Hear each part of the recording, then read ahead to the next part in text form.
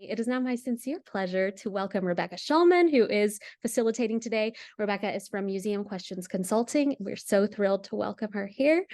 Take it away, Rebecca. Thank you so much. So I told Kinsey I would mostly introduce myself. I know many of you are here. I worked for many years in the New York City arts and education world.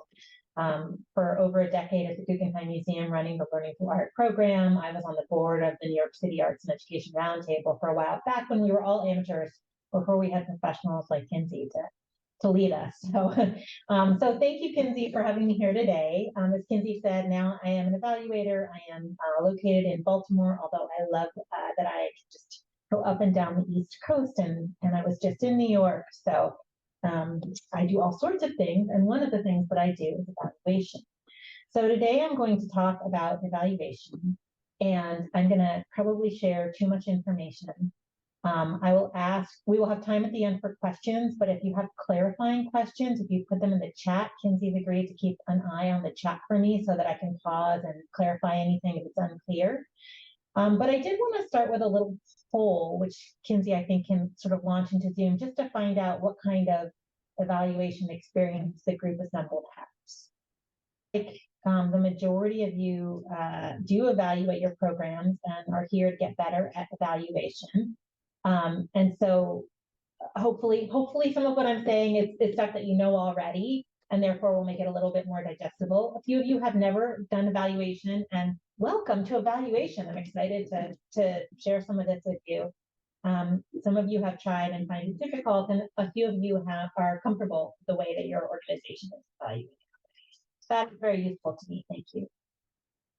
All right, I'm going to share my screen now. Let's see. All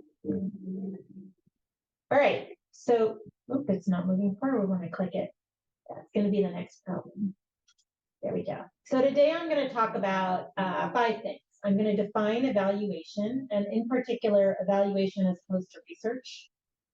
Talk about why evaluate. There are lots of different reasons that you might want to evaluate. I'm going to talk about goals and objectives, which should be the start of evaluation in general, and why that's so.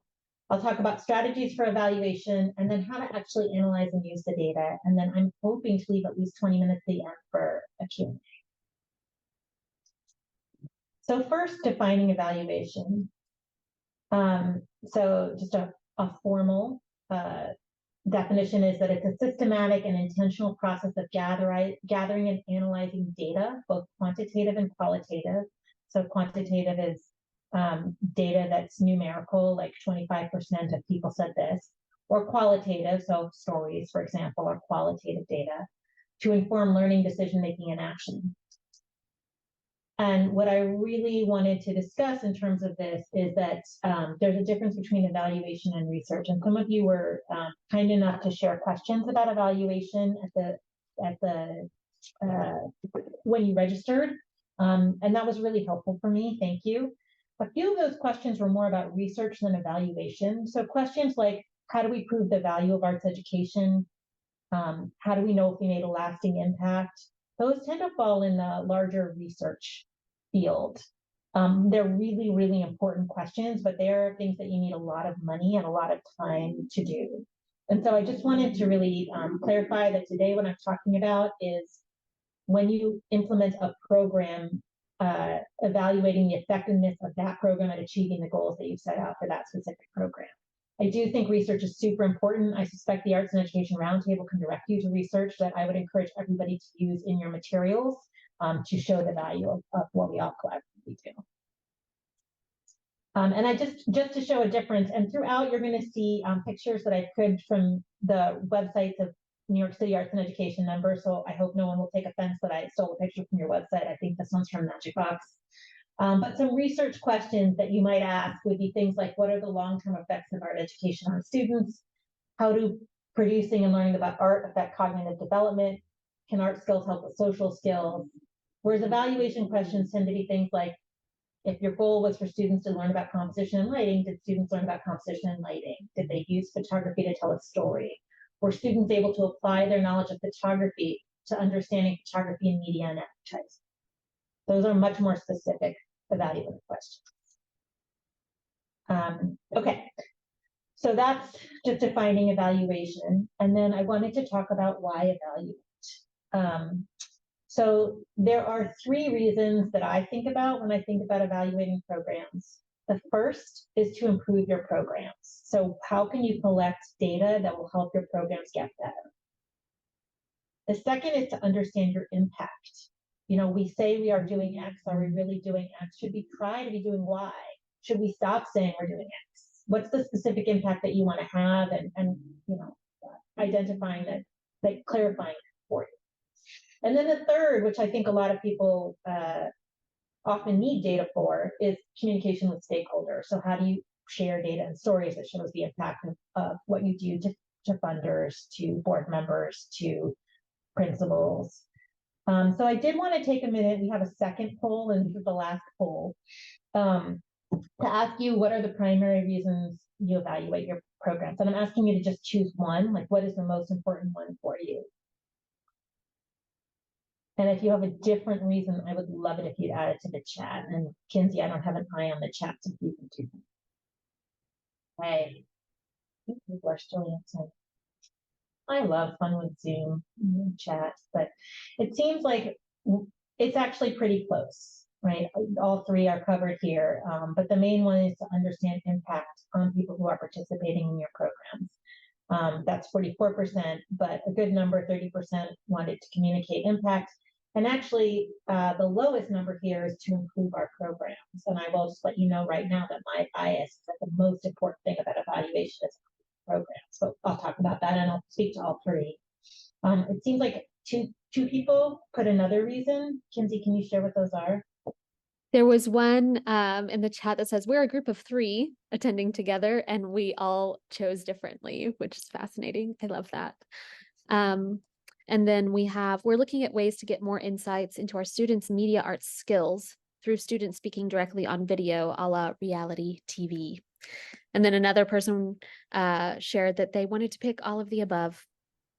Okay, awesome. Insights into students' media arts skills. I think that would be understanding impact, maybe, but that would be an interesting one to talk about later. Okay, so for any of these reasons that you're evaluating, you want your evaluation to start with your goals and objectives. So I'm going to take a minute and talk about what that means, at least to me. I think the word goal, the word objective, the word outcome, people use them in lots and lots of different ways. And so I'm going to use them in a specific way, and substitute in your own language, as long as we're all talking about the same thing when you go back and actually plan your evaluations. So goals are broadly what you want to achieve. So I have a little umbrella here. An evaluation, again, of your program is really an evaluation of whether or not you reached your goals. And just for a minute to talk about goals, goals need to be specific. So we talk a lot about all the wonderful things arts do for people. And everybody in your program might have a different impact on each person. But this is true for a walk in the woods. It's true of a meaningful debate with a friend. It's true of moving to a new place. It's true of almost anything that everybody does. We know all those things matter, and you're never, ever going to be able to evaluate all of those different impacts. Your goals are also going to be different depending upon the scope of your program. So one of the questions that somebody asked in the questions before submitted with your registration was about what about evaluating shorter term programs? So if you have a 1-hour program, let's say you have a 1-hour family art making program, you might have a goal like families will collaborate with each other, or participants will express interest in visiting a museum or attending a play. And that's very different than, say, a 5-week program, which might be something like, and I'm just jumping all over the arts and I'm sort of making these up, but I'm sure you all have similar things. Participants will make a work of art in which they demonstrate pride, or participants will have a sophisticated understanding of what the word art can mean and include. And that's different again from a year-long program where you might have really complex and deep goals, like participants will consider themselves artists. Participants will create and perform a new collaborative performance. So goals are, again, this umbrella. there are two types of objectives, and those are the things that demonstrate that you're moving towards your goal. They're much more specific. One is program implementation, and this is how the program is being implemented in the classroom, and the other is student outcomes, so what's happening with the students or participants, because your participants could be adults. And I just want to say this whole concept of goals and objectives is the hardest part of evaluation. Okay, I think I stole this one from the Apollo Theater stage. But here's some examples of sort of, I guess, why implementation objectives are important. So administrators and program designers and educators each make hundreds of choices when planning and implementing a program. And, just looking at this picture, I wonder, how are children prepared for their trip to the theater? Who accompanied them to the theater? How are children greeted or welcomed? What are they asked or told before the performance? What are they watching? What are they asked after the performance? Are they invited back? If so, what does that look like? These choices all matter. And to understand the impact of a program, it's really important to understand how it is being implemented. The impact doesn't mean much if you can't sort of correlate it with what you're doing. And you might, in fact, often have things that situations where an evaluation of one class would show that students understand, say, how a theatrical production is being put together, but they're not interested in coming back. And in another class, maybe students are interested in coming back, but they have no idea what went into that theatrical production. Those are probably very different teaching artists. And as administrators need to make some decisions about which are the programmatic goals and which do they want teaching artists to be doing. So outcome objectives are things like, kids feel confident dancing, or kids understand dance can tell a story, or knowledge of basic ways the body can move and dance. These are the things that, lead to these great quotes. Like, this is, oh gosh, I forget which organization this is from, I'm sorry, but, my child has confidence to connect with rhythm, to explore body movement in new ways, and get up and be happy in front of people. So when you're thinking about the promotion piece, the sharing your stories with others, it is going to be the outcome objective that you end up needing, but you still need the other pieces. So my goal, I'm going to share a goal that I have for programs as an example. In almost every program that I have led, it is really important to me that students learn that their choices matter and that they can impact the world around them. Right? That drives so much of the art education I have done. This is a picture of a child in a makerspace when I was at the Peoria Children's Museum. So I want to ask you about your program goals. So we're switching to a Menti board. Is that what it's called? Menti board? Yes, a Mentimeter. Mentimeter. Thank you, Kinsey. So I'm asking you each to share a program goal. Mine is up here already. Oh, wait, do I need to unshare? Yes, please. Great. Perfect. And your program goal is also listed here as our first example. So folks, you have that link in the chat, or you can go to menti.com and put in this code 5641712, and you can input your goals here. If you can't access the Mentimeter for some reason, feel free to use the chat.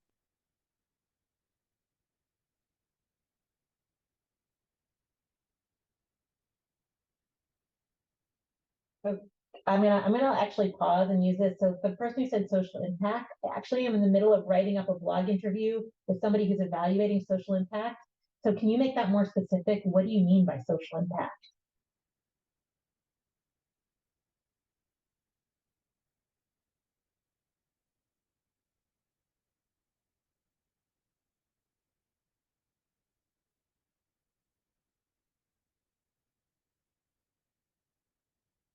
Same thing for increasing access to the arts. How is your program? What is your goal with increasing access to the arts? Do you want as many people as possible to get into, say, a theater or a museum?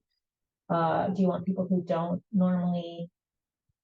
might not otherwise feel welcomed into an art space to feel welcomed into an art space? Is it about engaging young children so they grow up to be art lovers?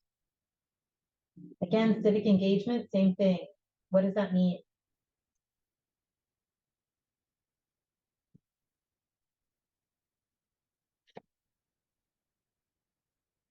These are really helpful. Thank you. I hope that as everybody is looking at this, you can see how different they are, right? So some of you are interested in literacy, some of you are interested in collaboration, some of you are interested in job preparedness, some of you are interested in storytelling, some of you are interested in the actual components of an art form and students learning those.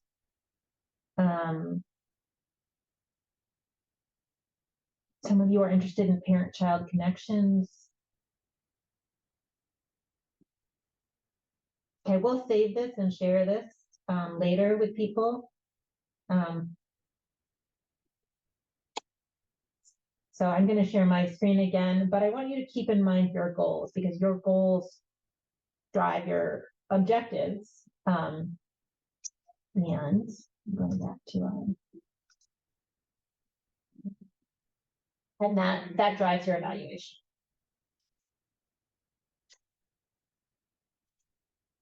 So I want to talk about implementation goals and outcome goals. So if this is the goal, if you want children to learn that their choices matter, then what does the program need to look like to achieve that goal? And I know this sounds like program design rather than evaluation, and it is, but the best thing about evaluation is that a really good evaluation helps you make good choices in the program design as well. So these are just examples, and I just took this particular makerspace. If my goal is that students will learn that their choices matter and that they can impact the world around them, then implementation objectives include instructors will challenge children to pose problems and challenges of their own rather than just solving a problem or challenge posed by the instructor. Students will have access to a wide range of materials. Instructors will not solve problems for children, and that is really, really hard in the educational setting. They will support them in solving them for themselves by asking questions. And then for that same goal, all that happening in the classroom, what we hope the students are getting out of it, what we hope the outcome is that students, we want students to learn that their choices matter. So what are we actually seeing happen in the classroom? What can we actually capture? We can capture students experimenting with more than one solution when they are trying to solve a problem. Students are able to explain their choices to others. Students will understand that different artists or creators make different choices. So those are some examples of the different types of objectives.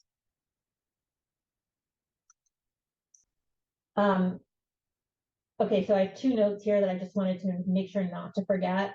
One is that once you identify your objectives, you will still need to dig even further to look at what it looks like if it's happening, right? When you create a survey, and we'll get into that, or create an observation form, you need to be so specific that, say, a teacher or a parent or somebody can answer, was this happening?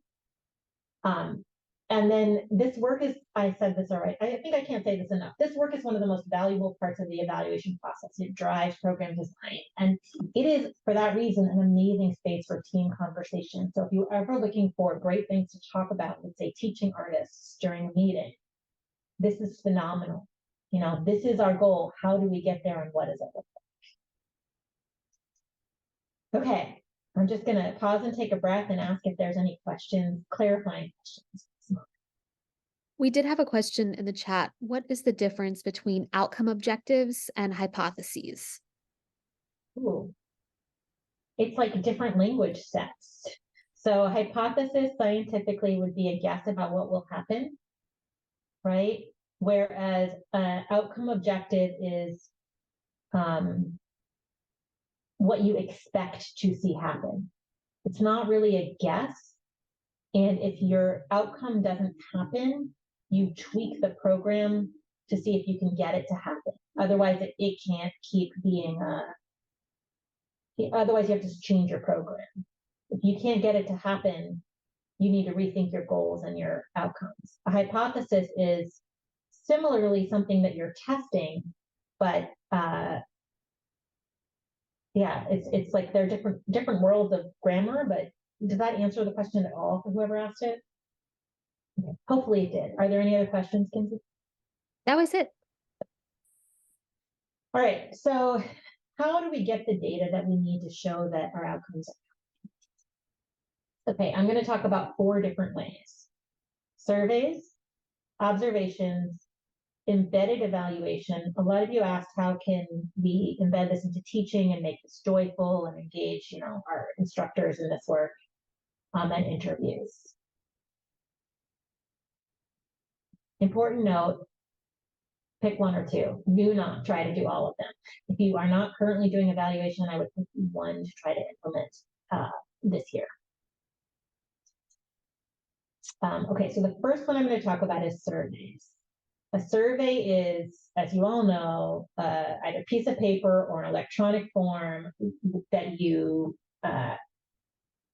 have measurements on, and you distribute it to program participants, and they're the ones who say if this is happening or not. You will all get a survey from Kinsey after this program, as you do after every arts and education roundtable. We're all so familiar with this. So the strategy is, first, identify who will be able to share useful feedback. When I started at the Guggenheim Museum with the Learning Through Art program, I opened this big filing drawer, and in it were stacks and stacks of paper where people had asked maybe 4 or 5 questions about kids and how much they enjoyed the program, and kids had circled smiley faces or frowny faces to indicate whether or not they enjoyed the program, and then it sat in a drawer. Nothing was done.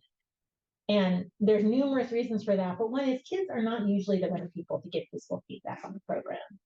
So it's more likely teacher feedback. Probably parents are not as helpful either. You might have some sort of principal feedback. Teaching artists can give feedback.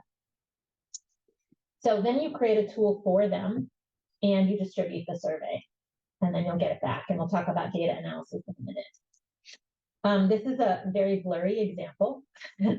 I stole a lot of this from old Guggenheim evaluations, so I hope that the data points that I'm talking about match the outcomes. I tried. But so, for example, if your outcome objective is that students will understand that different artists make different choices, you have both your implementation objectives. This is what the teaching artists are doing. For example, they're consistently asking students to reflect back on the choices they made and why they made them. And then you're also evaluating what is happening with the students. So, for example, when students looked at art, they were able to identify choices that artists made. A few things about this. One is, if you are a classroom teacher, not a teaching artist, and you see your kids 180 days a year or more, part of your job is to evaluate individual students' learning. In an arts and education program, I don't think that's possible. I don't think that you have the time or luxury to sit down with each student and do an evaluation and give each student a grade. So the feedback that you're looking for is more general, right? If you're a good teacher, you notice that this one child over here is not really understanding, and you make sure that they get some extra help. But evaluation is program evaluation, not individual evaluation. The type of tool that is on this survey example that you see, it says 1 to 7, that's a Likert scale. For those of you not familiar with a Likert scale, Likert scales are super helpful because they make something that's essentially qualitative quantitative, which means you can use and digest larger amounts of data and information. Surveys are great because they get the perspective of participants or people who saw the whole program. So we'll talk about observations in a minute, but if you go and observe in a classroom, you're probably only getting a piece of the program. If a teacher fills out a survey or a teaching artist fills out a survey after the program, they saw the whole scope. It's also interesting because it's getting the perspectives of non-insiders. So you have to be very careful with your language and make sure that they're going to understand it and know that they might not have the same feelings about the value of arts education as you do, or understand things the way you do. I'm also sharing examples that have a single objective here, but you would have a survey that tried to capture all of the goals you're trying to evaluate. Another important note, always test tools before sharing them with others. So if you create a survey, before you distribute that survey, you want to give it to a couple of people and test it, have them fill it out and see if they are understanding it and it's giving the kind of feedback that you wanted. It's useful, this is not here, but it's useful to include a space for comments. And you would do this at the end of the program, and hopefully the survey wouldn't be more than 3 pages. I see there's more things in the chat. I can't see what they are, but I'm going to, Kinsey, can I keep going through the other evaluative tools? Okay. And then we'll come back. Yes. We were clarifying the spelling of Likert.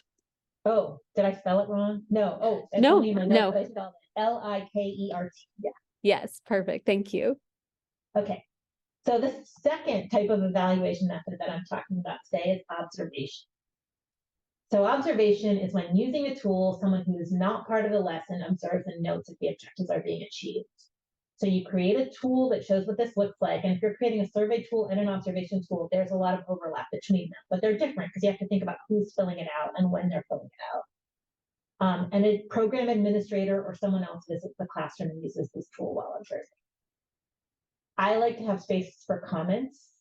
And again, here is a implementation and outcome objective. So here I have an outcome objective that students will have the opportunity to make meaningful choices in their heart. So some of the implementation pieces are, for example, one is that the teacher asks questions that challenge students to think about, describe, and or explain choices related to their marks.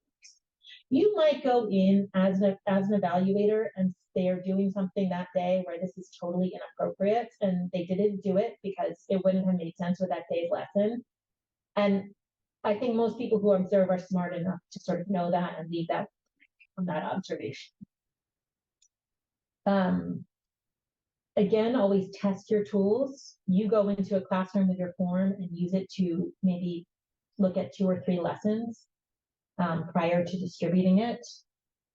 Consider engaging others in this work besides your program administrators. So peer teaching artists, this is a great tool for them to learn about each other's work and to think about how people do things differently from them. Also, sort of critical friends, so visiting each other's programs, or if you have student interns. Keep observation forms. They can be a little longer than surveys, but they shouldn't be more than 5 pages. An important note, whereas the surveys are probably distributed at the end of a program all at the same time, the observation tools might be used over a long period of time. Don't change them during a program year because you won't be able to compare all of your data. So once you create a tool, keep it consistent for that whole program year. Okay, I'm going to pause before I go to the other 2 and ask if there's questions I should answer. No questions. I just noted for everyone, and I'll say it aloud as well. This presentation will be made available to everyone in the follow-up email. Thank you so much, Rebecca, for making this available to everyone. And just a comment from Helen was the question of language you use is key. Teachers / arts people's language is different than attendees or educators. Yes. Let's see. And I think that's an important life lesson, actually, that I am thinking about a lot right now as I talk about things with people, is that it's really worth always clarifying your terms. Yes. And let's see, we just got another question in the chat from Mosaic Detroit. Thank you for joining us. What are the best practices to ensure the observer doesn't change the dynamic of the room? Woo. You can't ensure it, I would say, but in general, to sit like at the back of a classroom and just watch, and for the person implementing the lesson to have known they're coming, don't surprise them so they're not super anxious. When I've been observing, I have circulated and asked kids questions, so I think I am changing the dynamic of the room in some ways, but also because it's not research, it doesn't need to be you don't need to be as careful as you would with research, right? You're collecting feedback on your program that helps you either get better or show your impact or talk about yourselves to other people. So if your presence in a classroom changes it, just make sure it changes it joyfully, not negatively. So you know, hopefully you can create a culture where teaching artists or teachers don't feel like it's punitive if you show up. I think that's the key thing to me. I'll just share in the chat in response. Linda said, I would argue that the observer does change the room because kids want to know. And then Helen shared, I often introduce them so that the attendees know that evaluator, that observer is looking at me and not them. They're there to help me get better, not looking at the students. Into it too. Principals go in to observe and stuff as well. Other people come into the classroom. But I agree. I think as I think about this, you're changing the classroom, but you're not changing the outcomes, I don't think. And you just, again, you don't want to be a scary place for anyone. Okay. Embedded evaluation. So this is something that a number of you asked about. You asked about sort of how teaching artists can get feedback during the lesson. So this embedded evaluation is something that is part of the lesson and helps the teacher know if an objective was reached as they're working. So to do this, you would design the lesson, identify what success looks like, implement the lesson, and assess the outcomes. This is probably not a program evaluation. This is a lesson evaluation. So here's an example. Students will be able to identify multiple choices, other artists, students, or professional made in creating a work of art. So I invented this lesson of be a curator, have each student interview another student and write a label about a label for, let me see word here, that students are talking about the choices they made. And I created a very basic rubric here. So, what does success look like? If it's done really well, like if you've done your job really well as a teacher, student curators identify at least, let's say, 3 choices that the artist made. Beginning would be the student curators don't discuss choices. A little better is they discuss choices, but very non-specifically. And close to expert, they identify at least 1 choice they made. Rubrics are also good for making qualitative data quantitative, but they are a lot of work to do well. Alternately, if you do not need to actually capture the data, you could have students just discuss each other's choices in a classroom conversation. A lesson like this gives you a lot of information about whether students are understanding. And so I think we probably all know that, a good lesson has a lot of content generated by and feedback from the students. And it is a question of training the people who are actually in the classroom to attend to this and to think about how can I make it better next time? Or how can I help them learn better next time if I'm seeing that they're not learning? And then the last one is interviews. So this is asking students or other stakeholders about their experience with a program. You draft the questions, you select participants to interview, you find a quiet space and interview them. Don't forget to get photographs of their art and the interviewees where possible, ideally really good photos that you can use in your annual report. Now, having been the director of a children's museum, I cannot stress enough how beautiful stories are for annual reports and appeal letters. Your development team will love, love, love you if you do this. So here's an example. If I want to know if students are understanding their own self-efficacy or feeling empowered in the art context, I could ask a bunch of questions about that. I do not recommend interviews as really contributing to larger program evaluation. In order to use them to think about the program as a whole, you would need to create a tool to code the interviews. And that is a lot of work. And you don't want to do that kind of work. But for qualitative information, again, that helps your development department. It helps you sell your program. It helps you get funders. It's just amazing to talk about when you go to a party. Now that we're back going to parties again, interviews are great. Okay. So I'm going to go on to evaluation data. What do we do with it once you've collected this data? Is there anything, Kinsey, that I need to stop and answer? We have 2 larger questions that I think we'll save to the end, but the last one that just came in is what about focus groups versus interviews? Yeah, you definitely could do focus groups. I usually use focus groups when I'm thinking about planning a program. So again, the evaluation that we're talking about is, did this program have the impact that we said it was going to have? To take a step back, there are different moments at which you can do evaluation on a program. You can do you can do evaluation as you're planning. So when you're planning a new exhibit, you might gather people to get around and find out what do they know or think about civil rights, or what do they know or think about this moment in history? Because you want to be addressing your audience and figuring out what would make people go to this exhibit. I would use focus groups for that. I don't know that gathering a focus group, if you're thinking about making a program change, you might gather a focus group of teachers to advise you. None of that is going to be summative evaluation that's going to tell you about the impact. So I'm sure you could use it, but it's not a strategy that really helps you see what's happening across the board. Anything else, Lindsay? I think our other questions, they're sort of relevant to things we've already sort of passed through. So we'll come back to these. We have 3 questions for the Q&A already. Okay, you have all this evaluation data. Let's use on a survey or observations or I mean, those are really the big ones to collect large amounts of data. So what do you do with it? So this goes back to the question of why are you evaluating? And some of you said you're evaluating to improve your programs. Some of you want to understand your impact, and some of you want to communicate with stakeholders, and probably all of you really want to go through.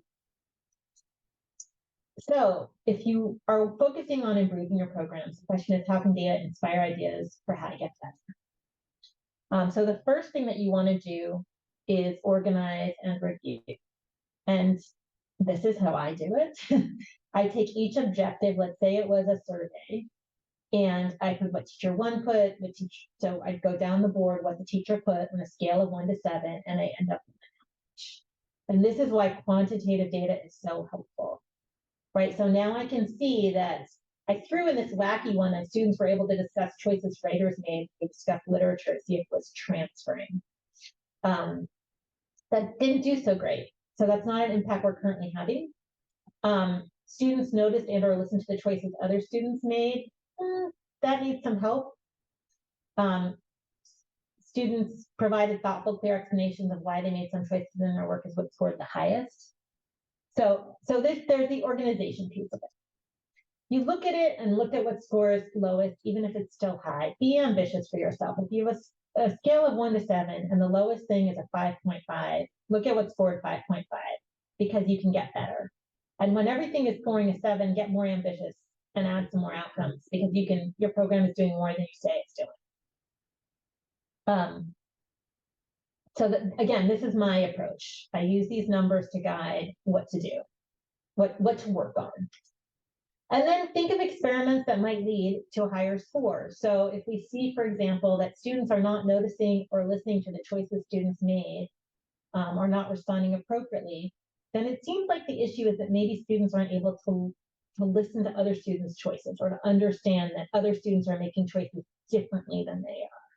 So how can you bring that to the front? How can you add that to teaching? This is a great place for a focus group of teachers to talk about, like, what could we do better to make that happen?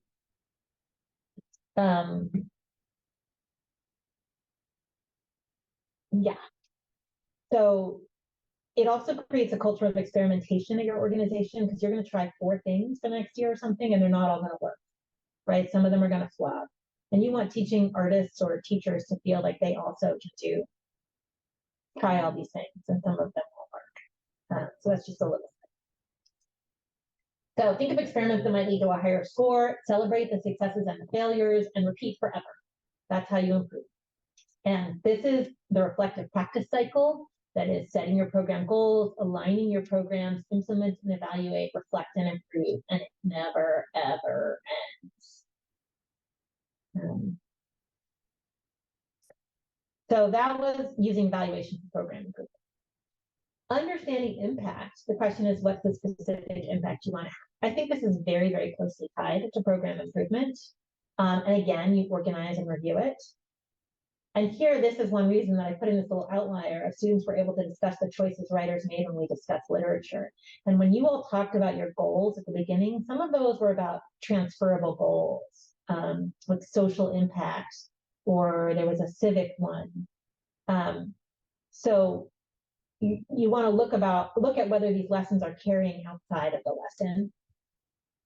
What's working, what doesn't seem to be working. You probably want to play with the data and look at it in new ways to understand and tell your story. So if something is scoring, you might also want to look at it across sites or across teachers, look at differences between observations and surveys if they're doing both. You want to brag about the things that are scoring highest. Our program does this, and we have the data to show it. And you want to reconsider or improve the things that are scoring low. So do we really want to say that we have this impact, that our program is teaching things that transfer to other disciplines or not? And if we do, then you go back to the getting better. If you don't, you take that out of your goals. And the last one is communication with stakeholders. It's the thing, organize and review it, play with the data, look at new ways to understand and tell your story, find ways to share your data visually, and brag about the things that are scoring highest. And these are just a couple of examples from different sources. One is the Playhouse, which is where I worked, and the other is from a Baltimore organization called Arts Every Day. And I chose this Playhouse one because I just wanted to show you, I think stories are the most powerful part. You can share numbers all you want, but they don't mean a ton to people. They just look good. The stories are really what's going to grab people. So for communication with stakeholders, I think that's, reading the story about this grandmother who entirely changed her ideas about what her grandson was capable of because he made this thing in a makerspace. It's much more powerful than how many visitors came. Okay.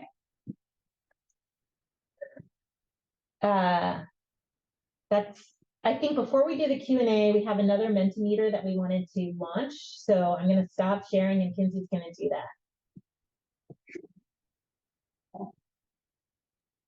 Great. So this is the same link. Let me just grab it really quick and share it again. And then I'll share my screen. Okay, great.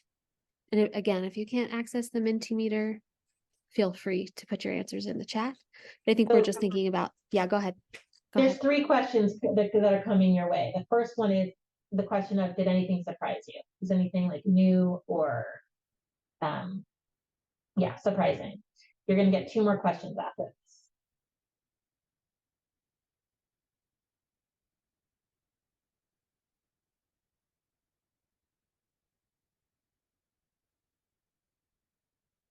So I wish I had the data to correlate whether nothing surprised the people who said that they do evaluation pretty regularly.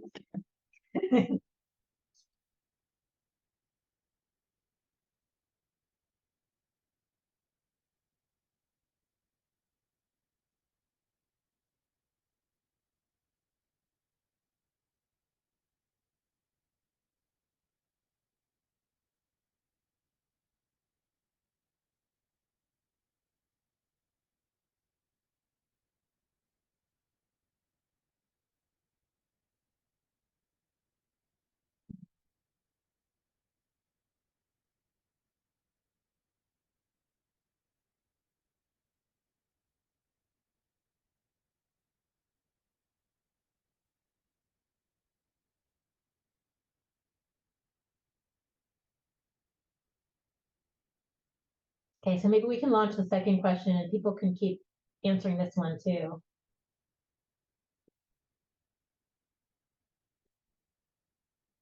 And the third one is going to be, what questions do you have?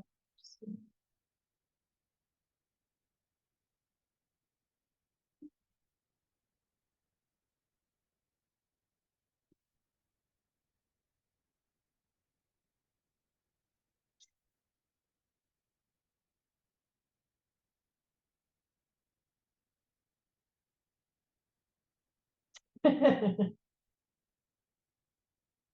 tried to use Jamboard and Kinsey talked me out of it. I was behind a couple of years apparently. Just so everybody knows, Jamboard is going to be like shuttered soon from Google, I think by the end of this year.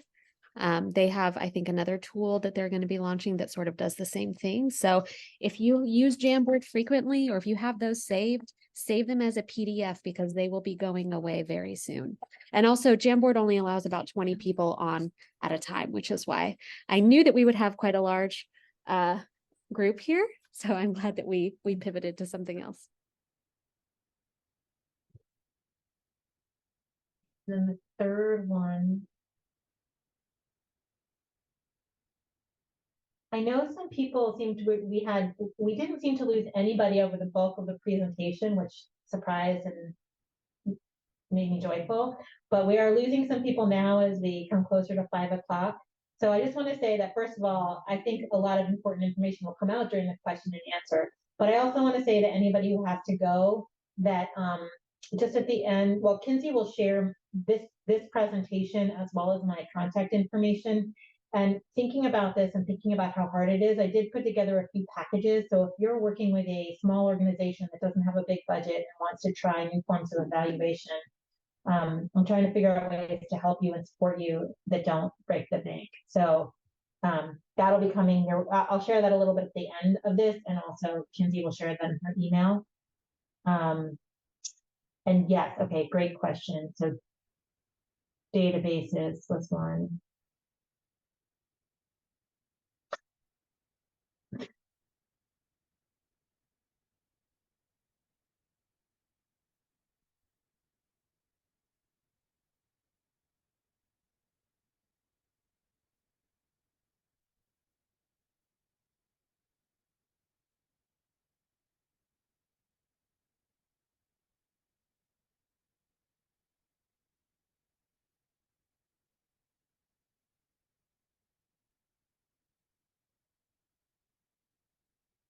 Okay, should I start by answering one of these questions, or is there one from the chat that I should start with?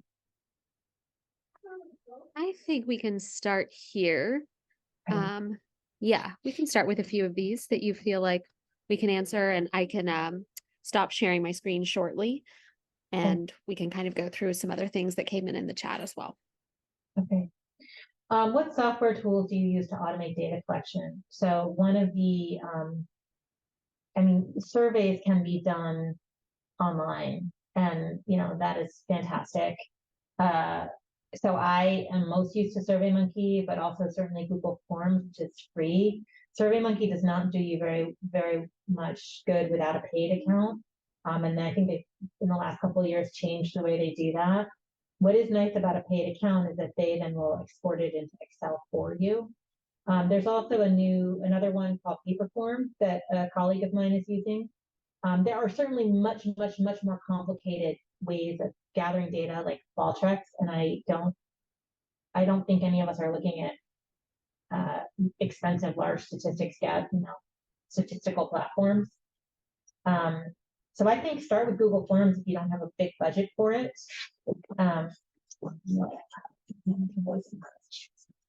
Paperform was the other one that I said can be. But they just automate collecting the information. You're still going to need to hand enter it unless you have a paid account somewhere. How are evaluation practices evolving with time, tech, and short attention spans? Certainly, a lot of these have changed the way that questions show up on your screen, but that's one reason to keep them short. A survey should be 2 to 3 pages. It shouldn't be longer than that. So, and you really only want to give one at the end of the year. Incentives deal with short attention spans, and that people will possibly fill out a survey and share their contact information so you'll know what classroom it's coming from. If you say you'll be entered in a raffle to win, $50 or $100 in classroom supplies, for example. And that is a very small evaluation budget. But you have to hope that the people doing the observations don't have shorter attention spans. That's you all. That's us. And our fellow teachers teaching artists. Might it be possible for organizations to brainstorm together goals / evaluation, etc.? I don't know what how do our questions land with you means. I would say the danger of brainstorming together, and I think always brainstorming together is a great idea, is that you have different goals. And we often talk in the arts and ed world as though we all have the same goal, and we don't. And I can't stress how important I think that is, and that's what makes it beautiful, that we all do different things. So you can brainstorm and use each other as resources, but you're probably not going to want the same evaluative question. How important is it to have a survey or evaluation at the beginning and the end of the program? So at the beginning and at the end of the program would be a pre and post test, and you're seeing how something moved. So that would be, for example, asking kids a few questions about, let's say it's a dance program. Which of the following are you familiar with? Ballet, tap, jazz, have you ever seen a dance? It's ask them a bunch of questions and then ask them again at the end and see if it's changed. I think that's a much harder way to do program evaluation, especially when you are working with kids who have such a range of starting points.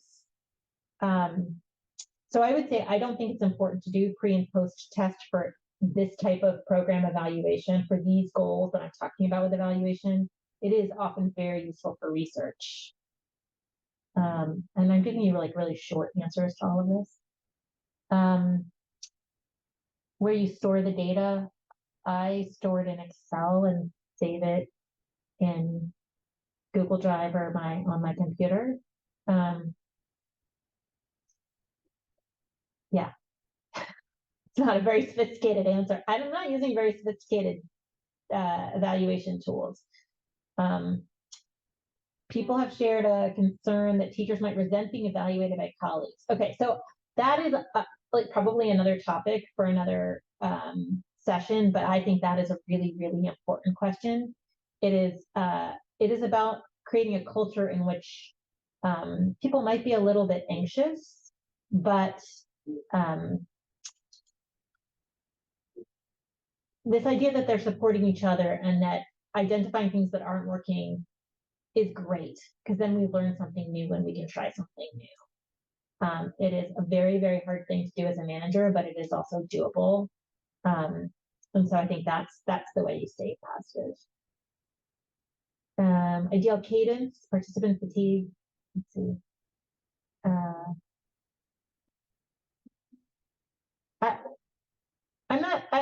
I guess what I've usually done is go do administrators do observations throughout the year, surveys just once at the end of the year. You could do it more often, but I agree, you could fatigue. Is this good for me to just read out the answers to the questions, or is there another way to do this? I think this is good. If it's okay with you, I'm going to stop sharing and I will just feed you the questions. That way we can see each other, which is so much nicer. I prefer. And I actually do want to go back to some questions that we had in the chat before this, and then we'll come back and answer some more of these. So let's see. Naomi asked, would a video, so I think this is harkening back to talking about like in the room, being in the room. Yeah. Would a video recording serve for information without changing the room dynamic? So instead of being present there, recording it and evaluating. Helen responded to that in the chat and said there may be paperwork involved or permissions to do that. And you wonder if you catch it all, but I would love to hear your answer for that as well. I think videotaping is, if you just want to see what the teacher is doing and the teacher is not moving, you could do that. That's how teachers record themselves as part of the certification process. But I don't think it's that useful for understanding the dynamic of the room. I will say when I observe rooms and it's not actually, I'm not sure if it's part of any observation form, like evaluation tool I put, but I like to listen to the sound of the room and like, are the kids talking? And if they are talking, what are they talking about? Because if they're talking about recess while they do their art, then they're enjoying themselves, but they're not really focused. If they're talking to each other about their work, that's a very different conversation that's happening. And if they're not talking, then is it because they're so involved in their work or because they're frustrated? So to like be able to suss out those things, you actually, again, I think it's fair to say it's okay to change the room. You want to be able to go and look at what the kids are doing and maybe talk to a couple of them. I just don't think that a videotape will give you enough data.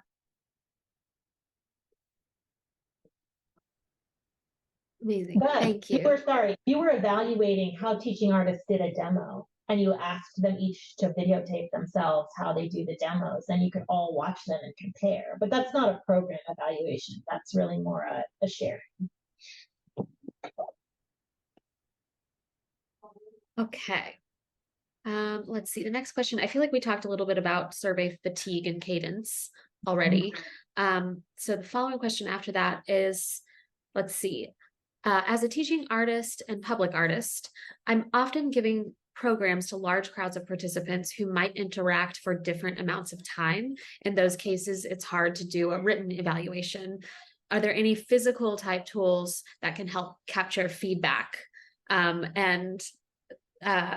Sarah said, I guess kind of like the smiley button at IKEA that you kind of click, or ways of using photos or something else unconventional. There were some ideas in the chat that were like a feedback wall, so everyone could answer as they exit on a Post-it if you put out a question, and stickies like one word or phrase, or drawing as a response, as well, as some folks don't have the ability to write.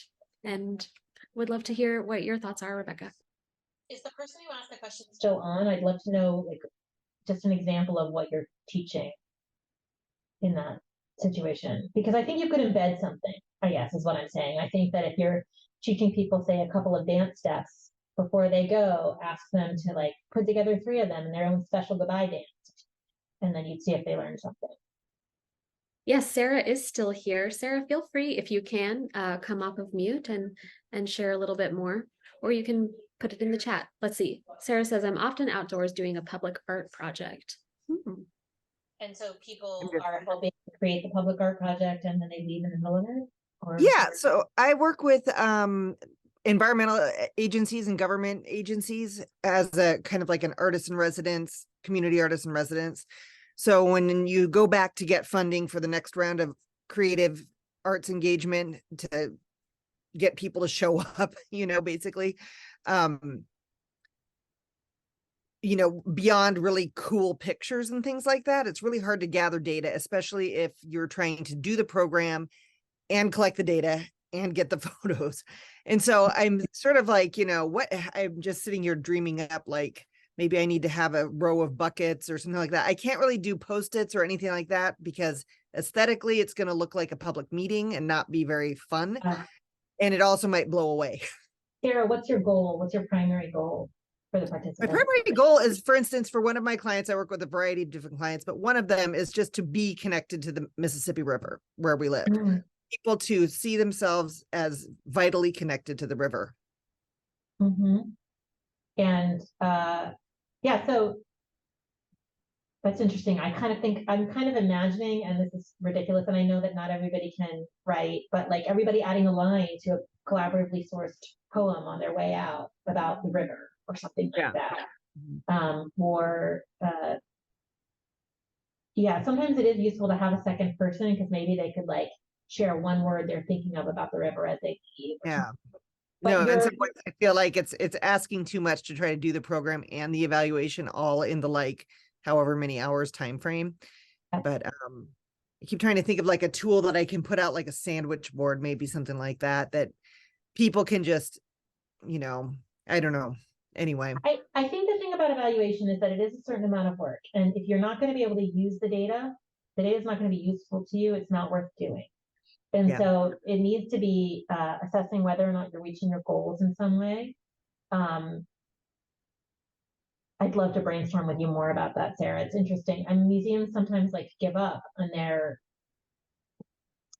fleeting interactions in that way, right? You never know what visitors leave having learned when they go to a museum exhibition. right.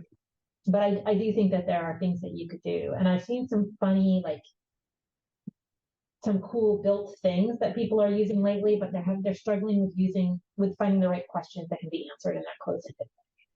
Yeah, it's a slightly different angle than classroom teaching or residencies, you know, because they're public art projects, and it's like you've got a lot of variables going on with how people interact with the work. So there could be a QR code that people scan on their way out or get a postcard, and if you scan this QR code as you leave and answer 3 questions, then you could be entered in a raffle again to win. Yeah, that's what I was thinking that too. That's a good idea. Thank you so much.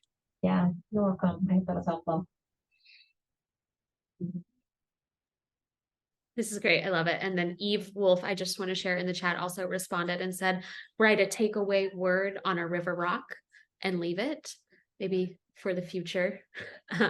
So I Once love to that. test, right? What do you learn when you do that? Can you get valuable feedback that way? I'd be very curious to hear, but worth trying. I put our next question in the chat that was sourced from our Mentimeter. Can you talk a bit more about deliverables and how the outcomes can be summarized after the evaluation cycle is complete? What are ways to share and use those results? Can whoever said that define what you mean by deliverables? Are you talking about like presentations for funders, or? I would say there's all sorts of visualizations of data that are neat. There was a great one that I just saw at MoMA that I tried to incorporate into my report because it was unusual, but my picture was too bad. Photography is not my skill.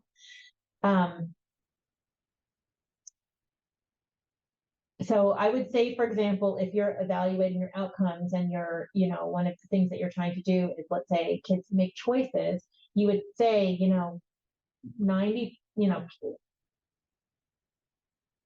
we score really high. Teachers tell us, for example, it becomes your language around it. That's the kind of deliverable that you're talking about. So teachers tell us that X% of the time, whatever 6.3 out of 7 comes to as a percentage, kids are really understanding the choices that they make as artists. And here is why that is important, right? That is like the pitch that you're giving. It is so important because the world is made by people who make choices, and we want our kids to feel empowered to be world creators and not just consumers, for example.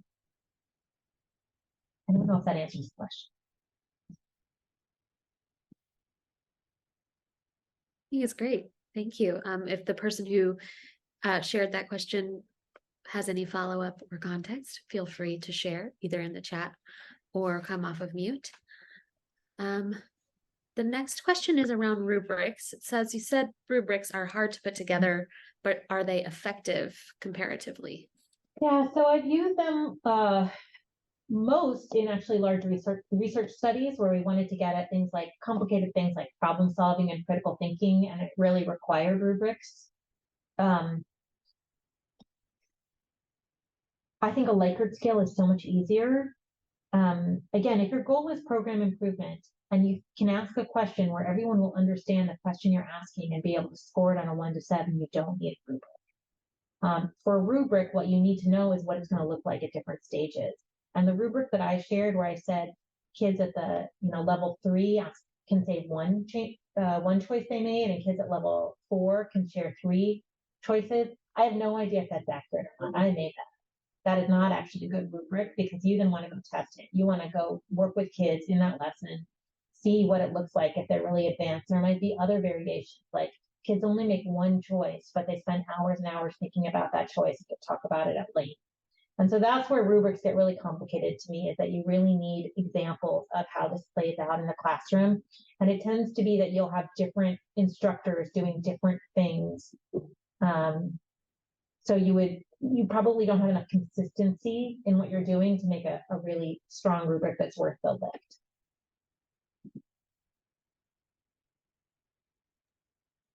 I just want to go back, I'm sorry, to the question about how you communicate, because then I noticed myself like getting on my soapbox about choice making. But I just want to say that's why it's really important to be thinking carefully about your goals, and evaluating your goals. Because if you're evaluating the goals that really, really matter to your organization, you're going to be able to link like why these are important to what impact you're having. And that's where there's kind of a magic in that. Like, we are doing this, and this is why this is essential.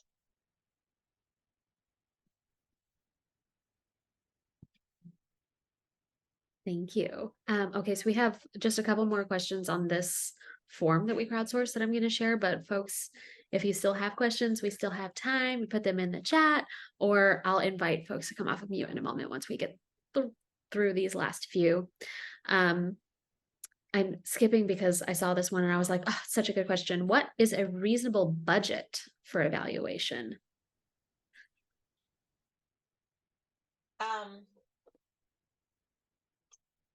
I think it depends. I mean, it's like people say that a marketing budget should be a certain percentage of your total income, right? Or something. It never, ever is. No one ever spends that much on marketing. And so I don't actually know what it would look like to meet that supposed to. You can do evaluation in all sorts of ways. And again, I think it depends on where you are with your budget, where you are with grants, and what you need the evaluation for. If you are fairly new to evaluation and do not feel like you've ever done it well internally, but have the capacity, I think I'm going to take a moment to plug my services. For $500, you can hire me to coach you, or starting at $500 to coach you through the process. Try that. You know, for a little bit more, I'll create the tool, but you'll do it. See what you can do internally and how it's really about how you use that data.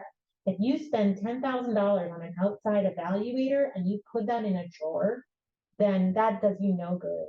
And often something that's done at great expense externally is more likely to be put in a drawer than something that you suffer through yourself. And it's really about defining your goals and your impact and actually working out what that looks like in the classroom and engaging your whole team. That's what makes you better. Thank you, Kimberly. Thank you, Yes, I Rich. see some claps going on. Yes. And then this, I feel like this is a similar kind of question, but is there a recommended formula for how much time you should allocate or plan? And there's some examples like if your program is 10 weeks or if your program serves 100 people, something like that. So I think you need a time to pause and look at your data and ponder it. And I think if your program is 10 weeks, then it's probably a semester long program. So if you can evaluate at the end of that program, and that program ends in early December, and take December to actually go through your data and spend a day in January with a staff retreat to look at the data. I mean, this is what I highly recommend, a staff retreat where you look at the data, you look at, let's say you have 20 points that you're looking at, pick the 4 that are scoring lowest. And maybe there's one that you throw out. So you're like, you know what? This tells me a lot about what we're saying about our impact, and we just don't do it. And we just need to change our language around that. And then there's 3 that you're like, okay, we can come up with great ways to better achieve this. What are we going to do? And you have to make SMART goals, right? Like who's going to do it, by when, exactly what is it going to be? I don't think that for a 10-week program, you're going to get that done and make those changes for your spring semester, right? Therefore, it might be better to just gather all your data for the year and just do it once at the end of the year for the next school year. So most arts and ed programs are school year based programs, not all, but take a moment, probably annually, that provides a good break in your programming and give yourself the luxury to step back and look at the data and make it matter. There are other pieces of it, like creating the tools takes a while. That might take you a couple days to put together a really good survey, and you need to test it too. And then if you're doing observations, that's probably included in everybody's job already, but you just got to make sure that you do it. And then typing all that data into Excel, that's where you really need a great volunteer or someone on staff who's willing to put in those 5 hours of just typing that data in, or it depends on the size of all of those things. But that most important piece then is the piece at the end where you say, okay, now we're looking at the data. Here's what it's telling us. Here's the changes we're going to make, or here's what we now know about our impact, and here's what we're going to do about it. And then depending on what you decide to do, that could be a big lift or a small lift. I love that idea of carving out that time. Okay, our last question sourced from the Mentimeter was our board / development team doesn't believe in or value teacher response as much as student response. And just sort of an open question about your thoughts on that. Can we have a discussion? Whoever put that in there, are you comfortable with that? I'll give it a second to find out. I can also stop recording if that helps at all. Oh. You know what? Let us, Steve, yeah. To say that wasn't me, but I have a similar experience of where we don't do student surveys, or we ask for it, but we don't get enough responses to make it usable data. And constantly funders and board members are always like, okay, well, yeah, of course teachers love us. They're enjoying it, but that's you can't accurately track the impact on students without the students themselves like being able to respond or having responses from the students themselves. Yeah, so I would argue a couple of things. First of all, it depends how old your students are. If you're working with high school students, that's different than if you're working with second graders. But I would say that often the teachers know the impact on students better than the students do. So if you ask a student if they can read, like they would be like, yeah, I'm a great reader. And then, they, but the teacher can be like, well, this student is reading at this grade level and this is what they struggle with, right? I think you just said as part of what you said was, it's not enough to say the teachers love us. And I think if you're asking the teachers if they love you, that's the data flaw. What you want to know is not if the teachers love you. You want to know from the teacher's perspective or whoever's perspective about the impact on students. And you need to have carefully outlined what that impact is. And then you go to your board and you're saying, well, this is the impact that we say we're having. And based on feedback from teachers, from administrators, these are the places where we're falling short. And these are the places where we are amazing, right? And hopefully it's a board that you can be honest with and say, we want to carve out X amount of time to, really work on this goal. And, here's how we're going to strategize around improving ourselves there. You can, I think if you really need student data, I would do interviews. I would say, we serve 1,000 kids. And so I'm going to make sure that we do really good close interviews with 20 kids. And I'm going to ask teachers who's, find students who are not doing well academically or doing well academically or who don't seem to enjoy the program. Make sure that it's a diversity of students in terms of their experience with the program or in school, and do interviews. But before you get pressured by the board to do something that will be less useful to you, because I don't know how you're using that data, just remember that it is not worth the lift if you don't know how you're going to use it.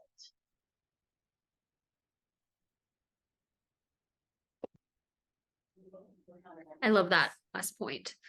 So that was our last sourced question, but I invite folks to share other questions they have in the chat, or please come off of mute.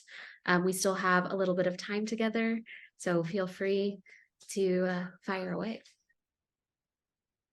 Before we take more questions, Actually, can I share my screen one more time? Absolutely. So I just wanted to give my contact information, which is right here. And you'll get this as well in the email from Kinsey. But again, I'm happy to work with anyone on improving and I'm hoping that I was able to come up with low enough price points that for those of you who are really interested in evaluation and just need a little bit more help, we could figure something out. But I just wanted to share that. And then what Kinsey's actually sharing is a longer, more information on what you'll get. But I just wanted to do that little plug, I guess. And also that, I'd love to work with people more directly. And thank you for putting my email in the chat, Kinsey. And then, yeah, some more questions, please. Right. I guess that might be it. Folks, if you do end up having questions, additional questions, you can share them with the roundtable and I'll forward them to Rebecca, but you also have Rebecca's email address there. So feel free to contact her directly. Rebecca, thank you so much for this. Wait, do I have a hand up? Mosaic, Detroit, did I see a hand up? Yeah. Yes. Hello. Hello. hi. I'm Eddie with a Y. He's Nick. I'm Nick. This is Zendaya. So we just recently read this book as a team called 10X is Easier Than 2X by Dr. Benjamin Hardy. And you were talking about when you are confronted with the data and you see, okay, these are the things that we're weak at. These are the things that we do well. According to this book, Dr. Hardy would recommend that you 10X the thing that you do well and just go all in on it until you become like no one can touch you. And so you're become famous for that one thing that you do well. So I guess have you come across anything or any other organizations that have taken that approach, or is that something you've even entertained before?